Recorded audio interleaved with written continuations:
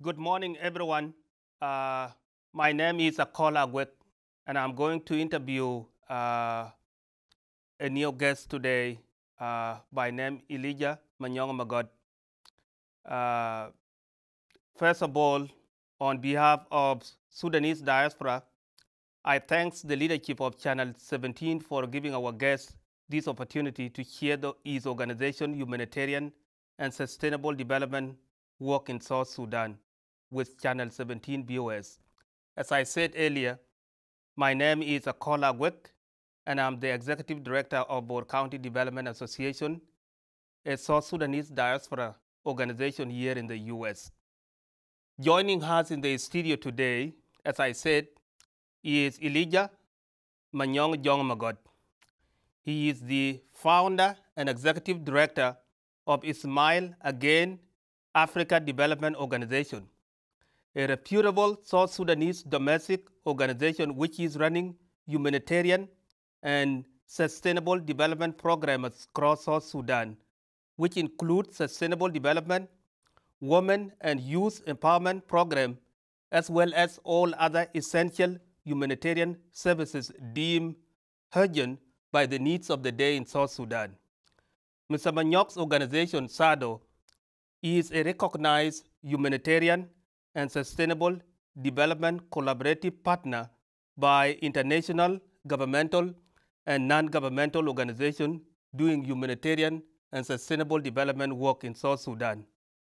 Mr. Manyok is a well-accomplished young South Sudanese social entrepreneur who has done such a groundbreaking work in humanitarian and sustainable development across South Sudan, making a difference in the millions of lives in South Sudan. Mr. Manyok just had a trip to New York City recently to attend a humanitarian work institute or a seminar at Fordham University. And he has been generous with his time traveling across the U.S., visiting relatives whenever possible within his tight schedule, also doing homework over the weekend. We have been very fortunate to have him here in the studio today to share his organization work with us, with Bromantes and all our viewers around the world. Manyok has a Master's of Science in Project Management from Salford University in UK. He also has a master's degree in business administration from Cambridge University, also in the UK. And this is his first time to visit us in the US. So it is my pleasure to welcome Elijah Manyong Magod, Thank you. the founder and executive director of Smile Again Africa Development Organization. Welcome. Thank you, sir. Thank you so much. Yeah. Go ahead. I'm very much glad and I'm thrilled by the level of welcoming from the Vermonters, both the Sudanese diaspora and as well as the community around the U.S., as well as also in other states in the U.S. that I've visited, and I'm really thrilled with the level of welcoming, and you're such a friendly nation. And also the U.S. as well, the citizens happens to be, I think, the most close nation to South Sudan, given the history of where we came from together and what result to what become the Republic of South Sudan today. A lot of effort has been put by the various administration of the U.S. government, as well as the support from individual U.S. citizens, and also the support from individuals supporting South Sudanese, then lost boys of the Sudan settling in the U.S. So I'm excited to be here, and thank you for welcoming and having me here for the show. Thank you. This is such an amazing resume and accomplishment at such a young age. Just for the sake of the audience, we have two South Sudanese here in the studio. They are not on the camera, but it is worth mentioning their names. Chol Doriak is there in the audience. He is our chairman of the community here in Burman. And also, Jurkunyuwal is also there in the audience as well. They came to join us here. They are the members of our community, and they want to listen to the interview live. So thank you so much for coming. Now to begin, this is such an amazing resume. And to Burman viewers, Manyok, it is very important to begin with introducing yourself. Who is Elijah Manyong Jok? And by that, where were you born, where you grew up, and how your interest in humanitarian or sustainable development developed into such an accomplishment. So it is good to introduce yourself to Burman audience. Yeah, thank you so much, Mr. Cole. I'm really excited. And to begin with, my full name's I'm Mr. Elijah Manyok Jok, and South Sudanese, born as Sudanese then, before the separation of South Sudan. So I was born in the district of Bor, in a place called Konbek, just some few 8 miles east of Bor town, what is now Bor town. And I didn't actually spend my time as a child or enjoying my childhood in my village, because I was born during the time of war, and that was in 1988. And given that the situation was fluid in the area, and you know, my father was one of the rebels, the then rebel that became the SPLA and became the government. So he was not stable at home, and a lot of things happened that changed my environment, and I couldn't longer live around my area. So I moved out of Bor with my grandmother, and 3 years later, when I was 3 years old, and I moved in the areas of Equatoria. Just like any other South Sudanese child, I actually ended up in a children's camp, almost, of sort of, in Polotaka, which was then a place designed for refugee children, for the displaced children, and also it became a group for unaccompanied minor that were later branded as the Lost Boys of Sudan. So I became part of that group, and I stayed there for about 3 to 4 years, and trekking all the way to different borders, Uganda border, coming back to almost Kenyan border, and finally in 1995 I crossed the border to northern part of Kenya, where I was registered as a refugee in Kakuma refugee camp. It is in Kakuma refugee camp that I received my basic education. I joined primary school like any other South Sudanese unaccompanied minor, and I enjoy the privileges of being a refugee. So I got my primary education and part of secondary school education in Kakuma refugee camp. Until 2007, where I had thought of going back home after the signing of the Comprehensive Peace Agreement in 2005 between the Sudan government and the SPLA. So the peace agreement gave the provision for relative peace, and I thought it was necessary for me to go back home and reunite with the rest of the family, and also with the, you know, to start my life as a citizen of the new Sudan, what was our vision. So I went back home, and the way I look at things actually informed my humanitarian career and how I ended up being more of a humanitarian person. So in 2006, 2007, I was back in my hometown of Bor, and I saw that there was technically nothing, and people were in high level of poverty, and there was nothing literally you can do, because the level of destruction, the level of destitute that our people were subjected to during the 21 years of civil war was totally unacceptable, and I felt bad. And I felt that, what should I do, individual contribution that I should do to my society, to my community, to help in the process of the nation building. So the idea, I conceived the idea of Smile Again Africa Development Organization after having worked for some various humanitarian organizations, including World Food Program. I worked for the United Nations World Food Program for about 4 years. And in that process, I really came to understand how important it is for an organization such as World Food Program to really change the lives of the people they're saving, saving life and protecting livelihoods for that matter. So after my work with the World Food Program, I joined Save the Children, where I work with them and to see the cause of helping young children be able to achieve their dreams and you know, malnutrition, the rate of malnutrition was very high. The rate of illiteracy, as you know, in South Sudan, with only 27% of adult population that can read and write, that is the statistics we have, and that's how bad it is. So the passion grew in me, and I thought that it was really necessary that I don't only have to work for a humanitarian agency, and that means that I will be helping, and also I will actually create more impact by having something else by starting a humanitarian organization. So that will lead to me thinking with my other colleagues and friends, starting up the Smile Again Africa Development Organization for the purpose of, with the mission of eradicating poverty in partnership with community to achieve sustainable development. So that's the whole thing where the idea of Smile Again came from. So basically I've been with Smile Again now for over 4 years, and I'm glad it's taking shape and it's moving on, and it's becoming you know, an organization that changes lives of the people. That's the most important thing to me. Thank you.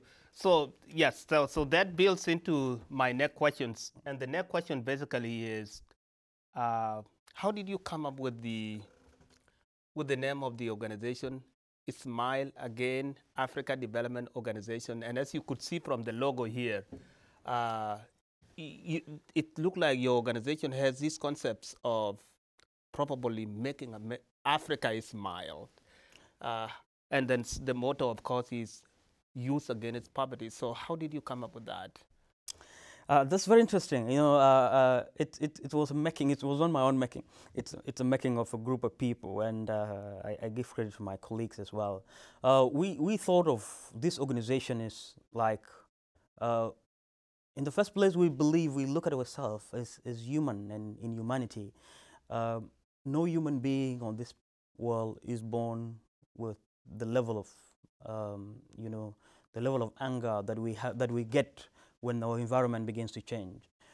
In a normal setting, a healthy child is born and is a kind of a beautiful creature that smiles and happy as much as you know, he or she is in good health.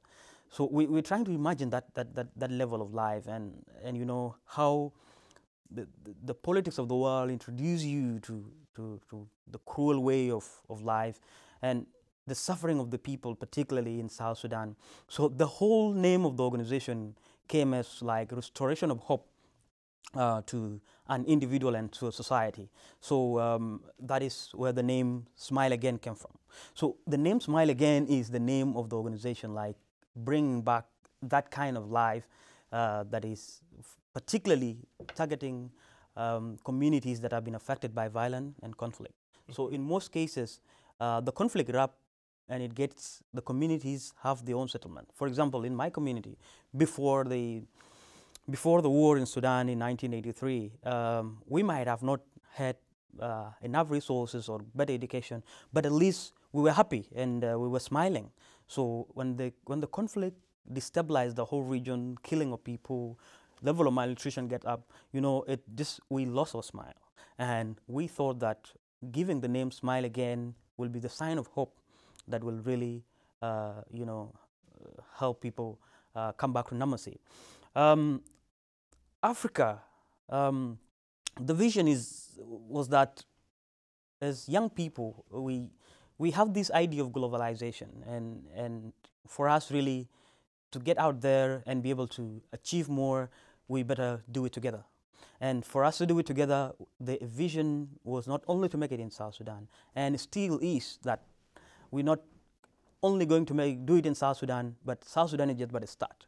But this organization will spread throughout Africa if resource allows, and if we go as planned.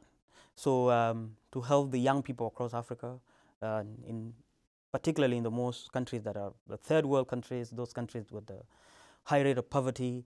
The issue of youth against poverty as a slogan, we believe that Africa, unlike the rest of the world, is a very young continent with over 70% or 60%, for that matter, on average, is young people below the age of 30.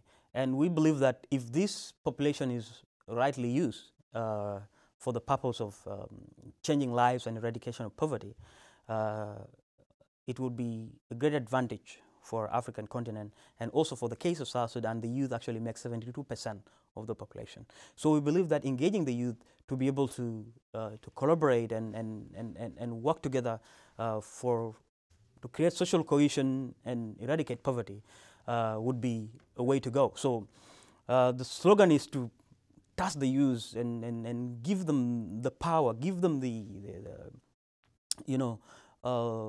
challenge that you are the largest population, you are the strongest population as well, and therefore you have for us as a country and as the continent to eradicate poverty, you need to take this as the role of the youth and be able to push forward with that. So basically, that is the naming. Thank you, and now let's just so we were at the philosophical level. Now let's go to the nitty-gritty of what you do. So in terms of SADO, Smile Africa Development Organization, SADO, in terms of its human capital and its reach across South Sudan, how big are you in terms of the team that you work with? I know for sure that you, people like Panther Aliagag, Alira Kwe, people like Alira Magwena Page, people like Bola Alira Bols, are people that I know that are part of your team now. How big are you, and what is your reach across South Sudan? Where are you operating? Thank you for that question. I think in terms of, I will categorize staff into two. We have the structural staffs that are more of administrative staff, or more likely to say permanent staff that are. So I think we are survived by over about 70 staff that are regular staff. You are bigger than I thought. There's 70 staff, and we have occasional staff or seasonal staff. These staffs are project-based staff. Like if we have a particular project at a time, like let's say 3 years project or 1 year project, these staffs we actually don't count them as permanent staff, because at the end of the project we likely, if there are no more resources or the project is not financed, we're likely to lose them. So mostly in every given year, we've been between 150 and 300 of the project-based staff. So basically this year, if you add the project-based staff of and the community action groups, we can make slightly over 300 of us. So good. So those are job opportunities for people who are actually building their careers, helping people. Absolutely. What is the population? How big is the population you are helping? Oh yeah. First of all, SADO operates and out of it would be easier if I can refer to the former 10 states. It would be understandable here, because there are a lot of changes in terms of different states now. But we can definitely see how we can break that down in the former 10 states. In the former 10 states, we are in 5 of the 10 states, and that is in northern Bargazal, and in Warrap, and in Central Equatoria, Jonglei, and Lake State. Those are the 5 states we operate in. And every year from 2014 to 2017, we've at least reached not less than 1.5 million people every year with our different services around across South Sudan. So 1.5 million people, either through humanitarian assistance or sustainable development. Absolutely. Wow, that's great. Absolutely. Now, so the next step, of course, is how do you get your revenue? I mean, over 300 staff, either permanent or projects. 1.5 million vulnerable people reach served. How do you get funded? Yeah, basically, just to get back a little bit to the background of what the situation looked like in South Sudan, particularly for those who are not very much familiar in South Sudan, for me to really end up with how we get our resources, is that if you look at the current statistics in South Sudan with the current crisis, South Sudan now have over 2.6 million refugees. Is the third largest displacement in the world after Afghanistan and Syria. And the humanitarian crisis in the country is such a massive thing. With 2017, you might have heard of, and you might have read about it, the famine in some part of central Unity and southern Unity areas and some part of Upper Nile as well. So such kind of disasters and the continuation of the conflict, and over 300,000 people displaced internally within the protection of the UN peacekeeping mission, and I mean over another 3 to 4 million people that are affected by this crisis. Currently, as we speak, there are over 7 million people in need of humanitarian assistance in South Sudan. Those are the figures from the humanitarian community. Over 7 million people? Over 7 million people in need How of big humanitarian is South assistance. Sudan? It's almost everybody, isn't it? Yeah, absolutely, almost everybody. South Sudan is a population of about 11.5 million now, according to World Bank's statistics. So 7 out of 11. 7 out of 11 is roughly over 60-something thousand of the population. And out of the 7.1 million people that are in need, about 5.4 million of those are in need of urgent food aid, because they are at the crisis level to the emergency level or the famine level of what we call the IPC, which is the tool that is used by humanitarian community to gauge the level of crisis in the country and see how people are suffering. It's very bad. It's very bad and very unfortunate. So in that case, the humanitarian community, both the UN agencies, international organizations, and also the national NGOs like ourselves, we came together and we had an appeal, the UN appeal, which requested for about $1.7 billion to be able to deliver humanitarian assistance in South Sudan for the year 2018. The whole appeal is not necessarily funded, the whole of it. Mm-hmm. So the humanitarian community have received so far 40% of that appeal, and thanks to the U.S. Government and the people as well, I'm proud to say that out of that, 40% of that money came from the U.S. alone. So, I mean, you understand what it means.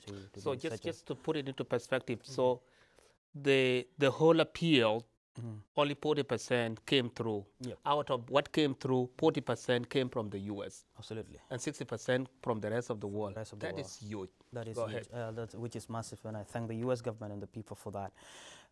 So if you look at that shrinking, humanitarian system, a lot of needs across the world, it happened that South Sudan have actually lost the attention it used to have, and also for some other political reason, given that there is a lot of frustration in the region and also among the international community about the peace process that is going on among the South Sudanese warring parties, because all of us know, and we must admit the fact that there are no humanitarian solutions to humanitarian problems. So we can have humanitarian problem, but there are only political solutions to be able to do that. And aid is not a substitute for peace in any case, and therefore all this suffering can come to a stop if just that our leadership, both in the opposition and in the government, come through and get a breakthrough of the peace agreement and be able to come back together and stop the war, so that we are able to really ameliorate the suffering of our people. So, having gave you the figures of the needs and the funding, I should now come back. Out of this money, if you look at that, this money are the one that internally the UN agencies and the international organizations and national NGOs are meant to use to really support the people in need. So given that we are a national NGO and local organization without a lot of technocrats who can really put up. It's quite challenging. But yes, we partner with different organizations, and most especially with the major UN agencies. Just to mention few, we partner with our main partner, of course, and we must appreciate them for that. Is the UN World Food Program. We work with the UN World Food Program in different areas in 4 different states, and that is massive. We also work with 4 different states in the context of 10. In the context of 10, yeah. Okay. And we also work with UN Food and Agriculture Organization, that is FAO, supporting our projects that are relating to livelihoods and livestock, where we support agriculture and also vaccination and treatment of animals. And last year alone, I think we treated and vaccinated over 2 million animals across the country. So that that's also a credit to FAO. We also work with UNDP, that is the UN Development Program as well, on other small projects such as access to justice for the victims of sexual gender-based violence in the areas of displacement and people that are in the camps. Mm-hmm. We also work with the UNFPA and other international organizations such as World Vision. We are in consortium with World Vision now on a project on the DFID, which is a UK government funding agency, on a 2 years project that is called the Brace 2, that is building resilience in the areas of northern Bargazal. So basically, it's through this partnership that we get our funding, and we implement on behalf of agencies that don't actually implement upfront. Like, for example, the World Food Program. World Food Program does not do the actual implementation on ground, yet they take care of more of the quality assurance and the logistics and procurement of the food items to be able to get there. But we help them on the ground because we are closely linked with the communities on ground. We understand the local context, we understand the dynamic, the political dynamics, as well as the issues of the conflict, and also we are able to reach the hard-to-reach areas within the short time possible, because we happen to be South Sudanese and a South Sudanese NGO in South Sudan as well. So that gives us a leverage of access to anybody that can be deemed unreachable by international actors. So that is where we get our funding from. The second source of funding is those are individuals that love our work, what we do, and always they come up to us and say, they reach out to us through our website, which is www.sada.org. So they reach out to us and they will give whatsoever that they have, and we are able to use that to the satisfaction of the beneficiary. So these individual donors have several ways of getting us. Like, for example, now we have already a campaign on GoFundMe project. We are looking at to support the women entrepreneurs, whom we give them skills, we train them on business skills, because most of them are affected. Others got their husband's skill, others female-headed households, others are like young girls that lost their parents and then they are taking care of the whole household. So we try to give them the economic opportunity to be able to have a sustainable income, other than actually relying or dependency on the relief aid for quite a long time, which is not sustainable in any way. So that is that's how we get our funding. The other thing that I want to note is also for us to get this funding, there are programs that we put in place, which of course is important that I outline them. We have 4 key sectors where how we deliver both humanitarian and development program. Our development program and humanitarian program overlaps in some ways and in one way or other. But the purely part of the humanitarian program, we have the food security and livelihoods sector. Food security and livelihood sector, from the name, you can even tell, of course, the food security is more of how do we get food to the table now, which is why we partner with the World Food Program to be able to supply the basic need, the food and the nutrition item for the children that are severely or acute malnourished. So basically that is what we do under the emergency context currently in South Sudan. And on the livelihood side, we partner with community to be able to, have the community establish the means of livelihood, understanding what is it that the community does in the normal setting if they are if the status quo prevails. So we empower the community, train them on better agriculture techniques, and also provide them with seeds and tools in case they don't. And in that sense as well, we bring some element of incentive because sometimes you might find that there is only one able-bodied person, either a boy or a girl or a man or a woman, that is able-bodied in the family. Might be one or two people, and these are the breadwinners of the family. And therefore, if we engage them on a project, it can be a long-term project that, like for example, if farming in South Sudan, the farming season starts sometime, most of the time in April toward October. And within that period of time, if you are to engage somebody in terms of producing the crops, the question will be, how will some family survive for that 5 months? So we bring in element of, cash for assets or cash for work or food for work, where we partner with World Food Program to give us the food, and we give this household the food for the period of 5 months. We give them on a monthly basis, but on a condition that they have to produce what is their own food. So in this period of 5 months, and we are able to achieve, if the environmental other uncontrollable conditions are okay, assuming that everything will be normal, no flooding, no drought. When they produce the food, they are able to, to sustain themselves, and we're able to move to the next person, one person at a time or one household at a time. So basically, that is what we do under the livelihoods, supporting agriculture. The other thing is that 70% of the communities in South Sudan are agro-pastoralists, and they keep a lot of cattle.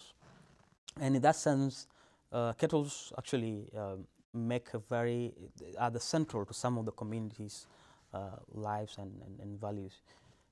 Cattle being used in different form. They are in social form. They are used for marriages and other kind of social issues. They are used for paying fines at the court. They use for for other rituals. Everything. Almost everything. And also they are the source of the milk for the families as well, which is a critical factor in the nutrition formula for every household. So these animals are very important to them, and therefore, in most cases in the tropical areas, we get that the tropical animal diseases are very rampant in that area. And given that there are South Sudan is not such a market-driven place for now, because there are no veterinary services that are well established, and weak maybe, and the lack of capacity for the government to be able to deliver some of these services. So we try to fill this gap by provision of the vaccine and the treatment, and we train the community animal health workers. So basically we have about 150 community animal health workers that are well trained, and they could be able to identify diseases and be able to treat the animals and carry out vaccination campaign and give us the report, or give the government the report if there are suspected cases of outbreaks of particular disease in the area. So basically that is what we do under the livelihood. Education and peace building. Of course, as you know, with the literacy level of 27% in the country among adults, it's really challenging, and we believe that we need really to invest in education for the better future of the country. Just to give you a bit of statistics as well in education is that, and to simplify it, I have a formula to simplify that. Out of every 100 children that enroll in primary school, only 10 of those graduate or complete the primary school. And out of 10 that enroll to secondary school, only 1 comes out of secondary school. So out of 100, there's only one person graduate from high school. And why could that be? There are several factors. For the boys, they might end up actually being the breadwinners of the families. The father might have been killed or something. So they end up actually spending much of their life trying to get the food to the table. The other question could be the question of the school. Does the school even exist in that area? Do they have access to that school? Do they have what is required? Because there's difference between schooling and learning. So you can have the whole that can be a school, but if there are no teachers, the teachers are not trained, they're not trained teachers, there are no scholastics material for you to be able to get the quality education that you need. That's a different question altogether. So other factors like the displacement and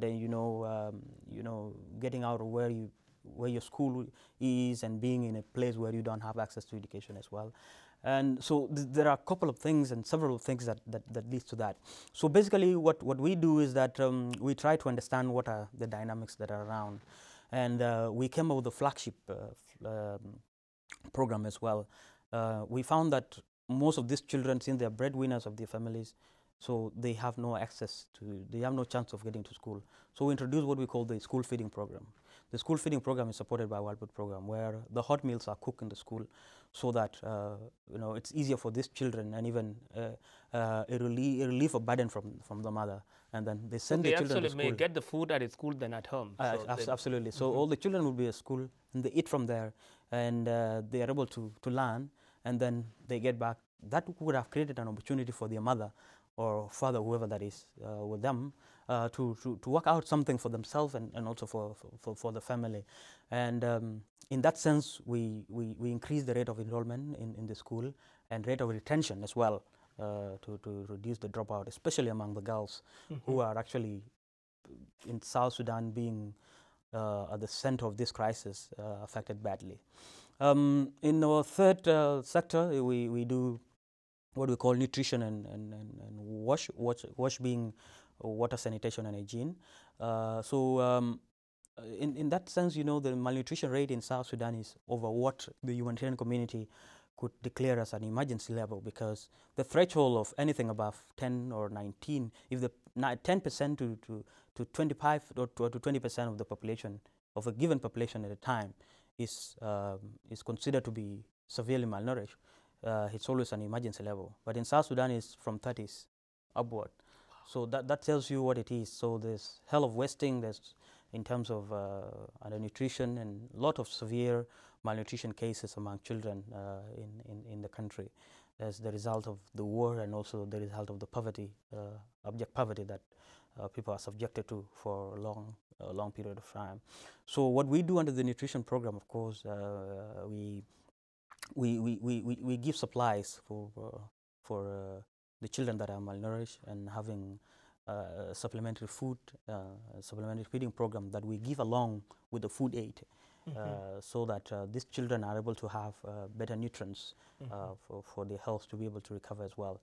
We also liaise with the health partners that does the treatment of malnutrition, and we create some referral pathways where these children are transferred to the relevant actors that does different intervention. So under the water and in sanitation, only 13% of the total population in South Sudan have access to latrines or toilets in this case. What percent? 13%, 13%.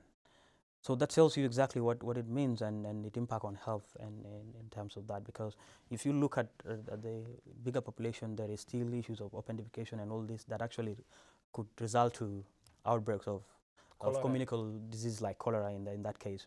So what we are trying to do is to empower communities and be able to put up, engage the communities to put up these facilities for themselves, and also to work with the, work to also establish these facilities in different schools or like gathering places for people to access that. And also now, of course, training the communities on how to do, how to have these practices as a practice for everybody else.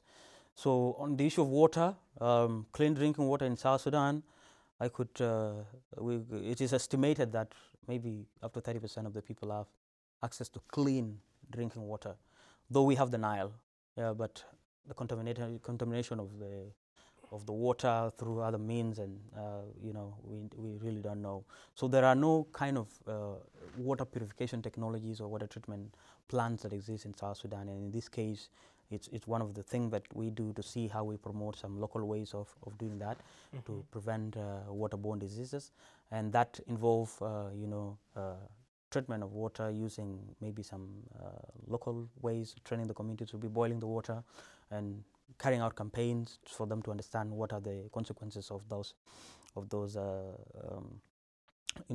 water that are not treated. And then we also make sure that in an event where we see like there's a health risk that is involved, we partner with other actors to be able to provide communities with water purification equipment. What I mean chemicals and other things like the chlorine and the rest. Mm-hmm. So basically, in a nutshell, that is basically what we do as an organization. And maybe finally, in the development side of thing, which link up with the rest of the program, is very simple. And we believe that if a person is empowered to be able to help him or herself and the family, that is the beginning of sustainable development.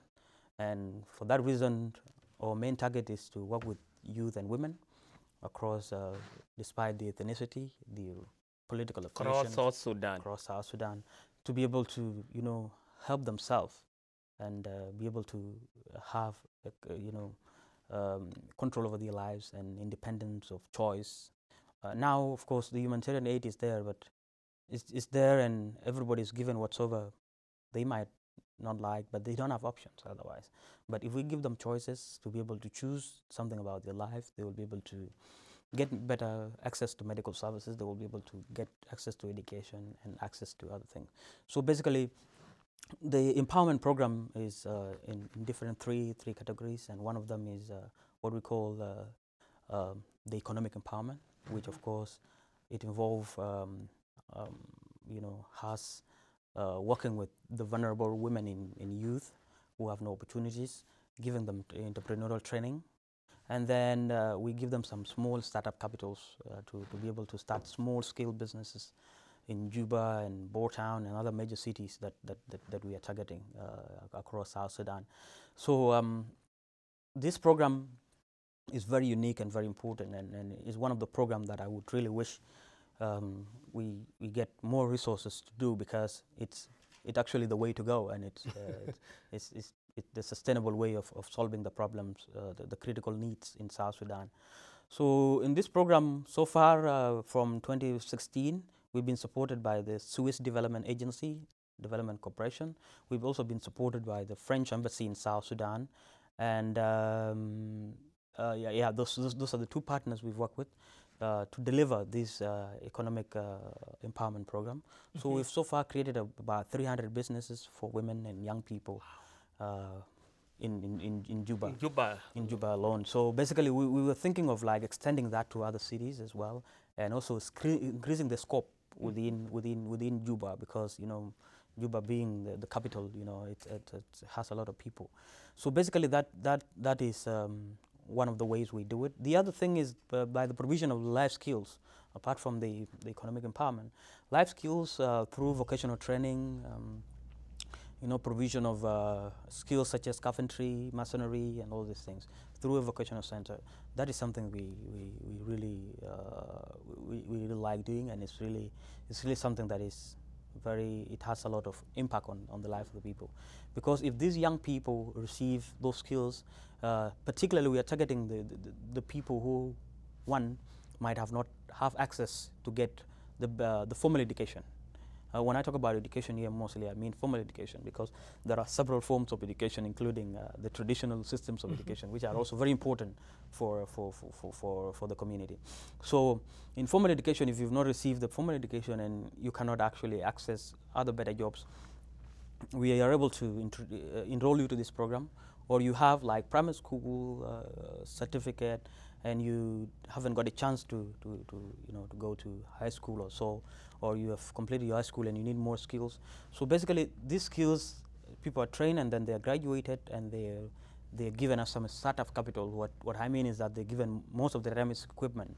Like if you're a carpenter, you're likely to go home with a jack plane and some few timbers to build your first few shares and few tables to sell, and that become and the rest of your life become market driven. Within the period of training with those technical courses, we also introduce some entrepreneurial trainings and the business skills for you to be able to manage and market your business when you are outside there. So basically, that is the second thing under the development intervention.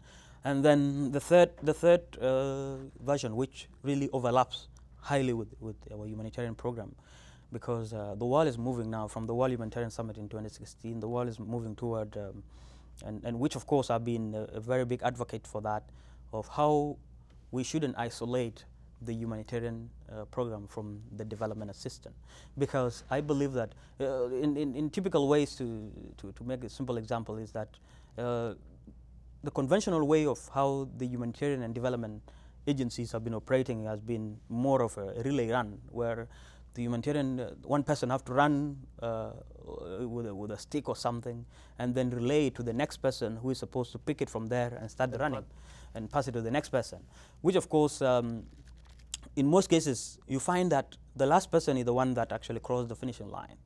So technically telling us that if we are using that model, the first person of the four is left behind and the other person is left somewhere, despite the fact that the team has won, but at least only the one person have crossed. So I believe in the marathon-like thing, where we start all of us from here, or 100 meters, and we race all the way through to the finishing line. It doesn't matter which pace we arrive, but we have to arrive together.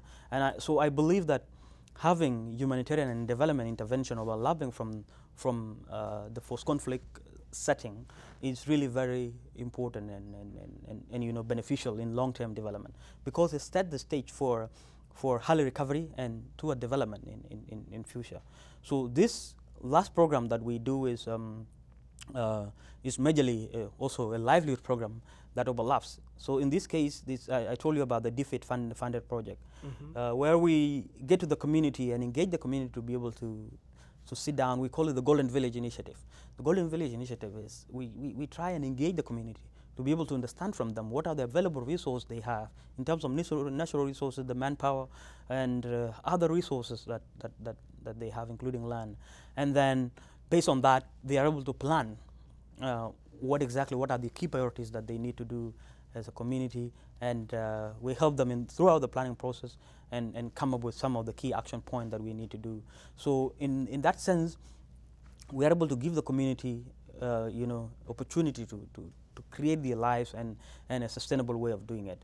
And in most cases, given that 95% of the land is arable in South Sudan and can be used for agriculture, it's really unique in a way to have it, you know, for this particular program to support agriculture, which can be a big backbone of the economy in the country. So therefore, we engage this community and engage them in agricultural work, and they're able to cultivate, and we give them some incentive, as I told you before, to really give them like a certain period of time as we support the families, and then they're able to set up by themselves, and that's it. So we've created several assets: farms, roads, and maybe shallow wells for the animals to drink. So we've done a lot in that. That's all about what we're doing inside.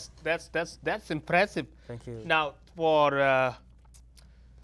American or Burman viewers who are out there who might be interested in maybe supporting your women empowerment initiative, here in Burman, you know, Chol, who run our community, we get supported by Burmantes, Bor County Development Association, Bor CDA. We have been supported by individuals as well. The key always from the donors or people who are trying to help is to be sure that the money actually reaches the intended beneficiary in this case. And so sometimes the donors actually would be more interested in helping people who have the organizations on the ground like you. So if a Burman viewer out there want to support your organization, how would they send that money to you? How would they do that? Thank you so much. I think that's very important. There are three ways you can do that. One of the ways is, for now, we are running a campaign for Women Economic Empowerment Project that is on our Facebook page. You can get to the Facebook and say, Smile Again Africa Development Organization. You will see it, and it's on GoFundMe. That is the platform, and it will be shared. It has been shared by Sado, and also on Twitter, and also on our website. You can find it, and through that way you can be able to support that particular project. The second way you can support our project is that if you really want to understand more and be able to get involved in a long-term basis, you're able to contact us on our emails that you can find on our website or organization email, and it can also be shared with the rest of the the audience. The third way to do that is through our diaspora, like organizations in diaspora. If anybody around Vermont and the rest of the places is really interested in our programs, I would like to support our programs through our existing associations in the U.S. I trust that we can still get that money. Like, for example, your office of the Boer County as well, offices of, like, for example, the Tujis and other Sudanese or diaspora offices should be able to have direct contact with myself and the rest of our team to be able to find a way of getting that money there. But they can be deposited through our offices and other community offices, like the chairperson of the community is also here. So that's the third way we can do it. So basically, and more especially, of course, if we're very interested, if there are organizations, American organizations, that are interested in helping the people of South Sudan, we can always partner together and be able to have a long-term strategic partnership where we like be on ground together and do something together at some point, and we also implement on their behalf as well. So we really welcome that, and you know, any small donation can change a life in South Sudan. As little as $5 can be able to make somebody eat for the next 5 days. Good. So for our viewers out there, if you are interested in supporting SADO, please, you can contact Elijah Manyok Jok through the email on the websites, or you could, if you want, if you have no way of contacting him, you can contact Yul or myself or any other member of the community, and we will make sure to give you the contacts so that you can talk with Manyok directly, and any supports you give will be able to go toward women empowerment initiatives. You have been in New York City, and it looks like you will be flying out very soon after this show back to New York City because you have other commitments, having visited us just last night. What are you doing at Fordham University, and what brought you to New York City? Thank you so much. I'm in New York City for a short program, a short course. I'm doing an international diploma in humanitarian assistance. It's a kind of a wonderful course that is taught at Fordham University, Institute of International Humanitarian Affairs, and basically that's what brought me to the U.S. to do that course. It's helpful for me and for the community to be able to understand the dynamics, the current dynamics of the humanitarian systems, and more importantly, having a close link to the UN, the major UN or major organizations that are based in the US and in New York, for this matter, that we interact with and be able to understand how things work from the strategic point of view at the UN headquarters level down to different areas. So basically, that is why I'm here. Good. Oh, wow. Oh, congratulations. Hopefully you will, I know you will successfully complete that program. Thank you. We have 5 minutes Yep. left, and 4 minutes actually, because there will be another city program coming after us. And we are only left with one question, and that is just to give you a background information. We as diaspora, South Sudanese diaspora community, we have a lot of organizations that are operating. All the states that SADO is operating in South Sudan, they have organizations here. And this show will be posted on the Facebook page, and they will be able to watch it. Give an example of Boer community that I am the leader of here in the US.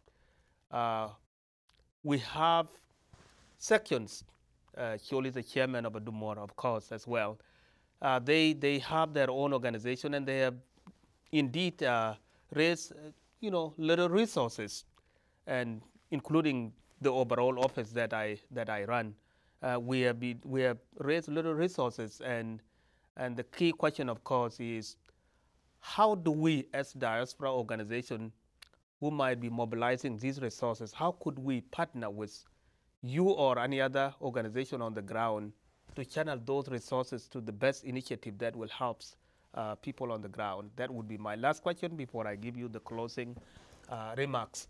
Thank you so much. I think it's pretty straightforward, and every country in the developing world is developing as a result of its diaspora, and for that matter, your office and all other associations of South Sudanese diaspora are very important, and we are open to partnership with you and all the other associations to be able to deliver what is the most important essential need of the community at a given time.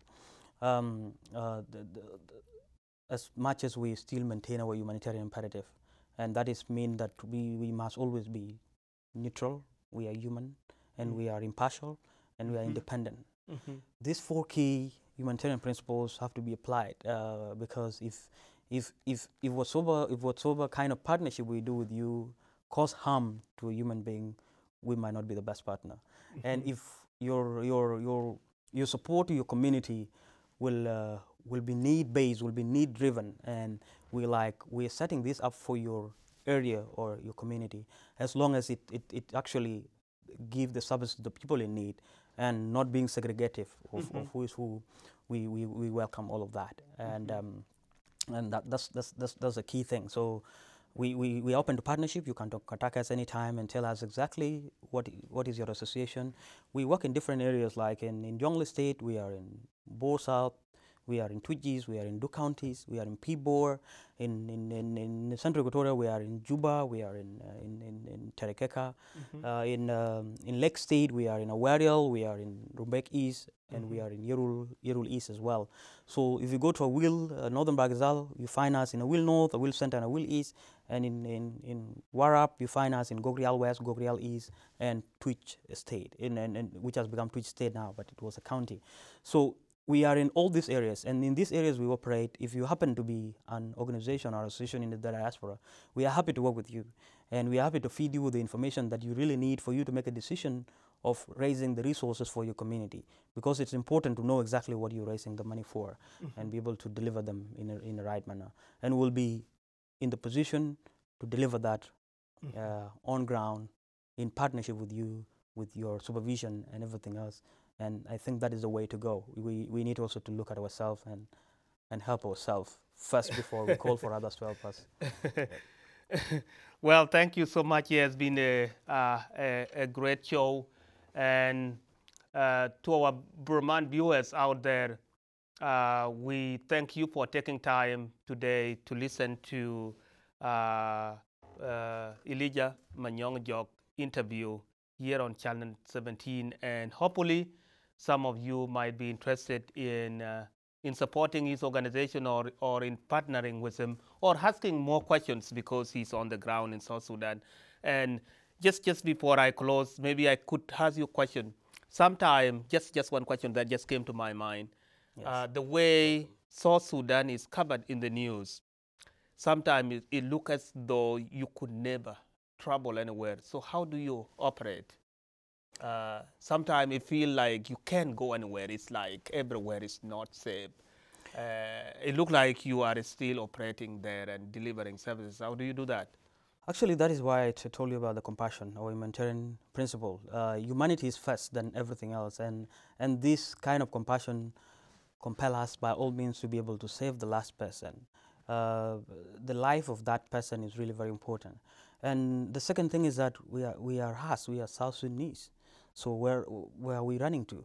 We are in the country. We are the victim as well as the first aid humanitarian workers in the country. So basically, like in 2013, I got displaced with my family, and as a humanitarian aid worker, I had to really think about how to help myself, my family, and also the rest of the population that was next to me. So basically, it's our main advantage, and that's why we are able to reach the last person that everybody else will think will never reach. And I can promise you, in South Sudan, national NGOs, not only SADO, but other national NGOs, will be able actually to reach the last person. The last person. Yeah. And that very much closes it for us today on Channel 17, June the 23rd. Let me give you the final word. Thank you. To say to the audience. Yeah, I'm very glad to be in this show, today, and I say thank you to the organizers, to Channel 17, and also to Vermonters who have welcomed me, and to the people of the United States of America. My message will be that we South Sudanese people are strong people. They've shown resilience. They've gone through a lot for ages, over half of century now with the level of suffering, and we're still pushing on, moving forward. We, of course, need your support, and we thank you for the support you've been giving us for over the ages. And we hope that with the continued support from you, we will be able to overcome the challenges we have now.